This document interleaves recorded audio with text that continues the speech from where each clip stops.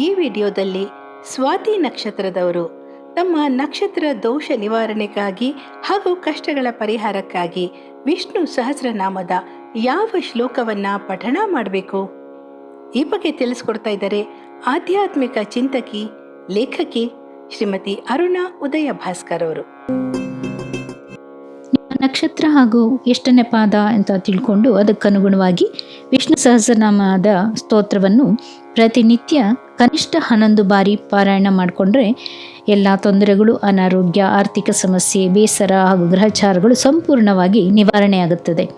ನಕ್ಷತ್ರ ಮಾತ್ರ ಗೊತ್ತಿದ್ದು ಎಷ್ಟನೇ ಪಾದ ಅಂತ ಗೊತ್ತಿಲ್ಲದಿದ್ದರೆ ಆ ನಕ್ಷತ್ರದ 4 ಸ್ತೋತ್ರಗಳನ್ನು 11 ಬಾರಿ ಹೇಳ್ಕೊಳ್ಬೇಕಾಗುತ್ತೆ.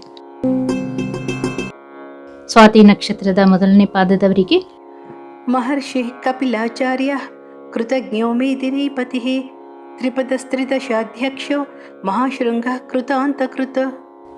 ನಾಮದ ಅರ್ಥ ಮಹಾನ್ ಜ್ಞಾನಿ, ಸಾಂಖ್ಯ ತತ್ವವನ್ನು ಉಪದೇಶಿಸಿದವನು, ಉಪಕಾರವನ್ನು ಮಾಡುವವನು, ಭೂಪತಿ.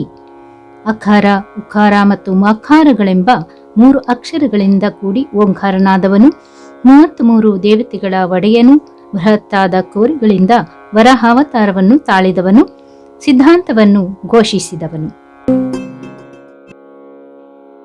ಸ್ವಾತಿ ನಕ್ಷತ್ರದ 2ನೇ ಪಾದದವರಿಗೆ ಮಹಾವರಾಹೋ ಗೋವಿಂದ ಸುಷೇಣ ಕನಕಾಂಗದಿ ಗುಹ್ಯೋ ಗಭೀರೋ ಗಹನೋ ಗುಪ್ತಶ್ಚಕ್ರ ಗದಾಧರ.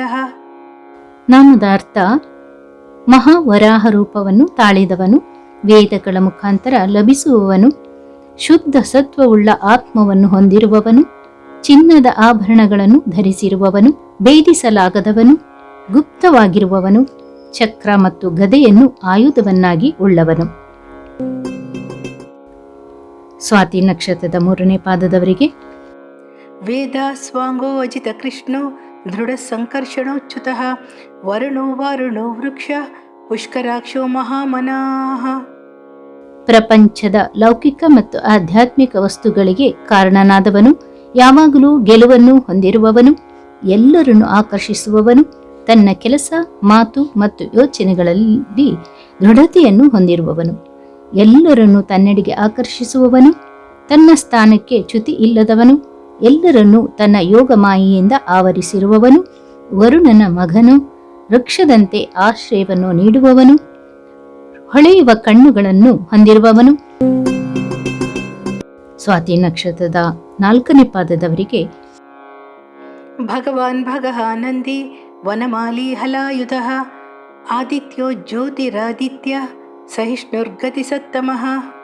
ಪ್ರತಿಯೊಂದು ಜೀವಿಯ ಆದಿ ಮತ್ತು ಅಂತ್ಯವನ್ನು ತಿಳಿದವನು, ಕಲ್ಯಾಣಮಯವಾದ ಗುಣಗಳನ್ನು ಹೊಂದಿರುವವನು, ನಂದನ ಮಗ, ಆನಂದದಾಯಕನು, ನೇಗಿಲನ್ನು ಆಯುಧವಾಗಿ ಹೊಂದಿರುವವನು, ಆದಿತ್ಯ ಮಗನಾದ ವಾಮನ, ಆದಿತ್ಯನಂತೆ ಪ್ರಕಾಶಮಾನವಾದವನು, ಅಪಾರವಾದ ತಾಳ್ಮೆ ಇರುವವನು, ಧರ್ಮದ ಮಾರ್ಗವನ್ನು ತೋರಿಸುವ ಮಾರ್ಗದರ್ಶಕನಾಗಿರುವವನು.